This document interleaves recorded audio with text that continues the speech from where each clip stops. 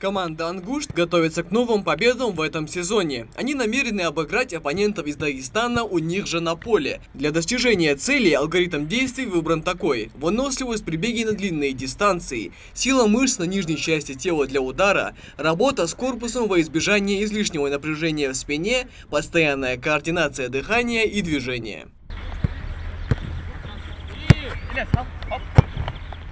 Одно из важных упражнений в комплексе тренировок – это традиционный квадрат. Несколько игроков на определенной площади переводят друг другу мяч, тогда как другие игроки пытаются его отобрать. Это упражнение помогает создать контакт между игроками и развить ловкость владения мячом, что немаловажно в футболе. За тренировочным процессом команды следит ее капитан Руслан Зязиков, другими словами, тренер на поле, тот человек, от которого зависит координация игры во время матча. Руслан в команде с 2005 года. За этот длинный период «Ангушт» успел побывать в первой лиге. Из взрослых молодежь учится, пытаемся передать опыт им в некоторых ситуациях. Где-то они понимают, где-то более детально приходится объяснять. Ну, что молодежь талантливая у нас, способная.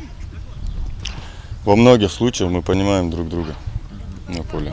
После зимнего перерыва для «Ангушт» матч с УОР Дагестан станет пятым в сезоне первенства России среди команд третьего дивизиона. В этом году они успели провести 4 игры с победой. Сейчас команда в таблице занимает вторую строчку, уступая «Энергетикам». УОР в этом сезоне провели 6 игр, 3 из которых победа, 1 ничья и 2 поражения. Несмотря на показатель, рейтинг команды очень высокий. Один из лидеров нас принимает, будет тяжелая игра, поэтому мы сегодня в единоборствах больше работали над единоборствами, 1 в 1, 2 в 2.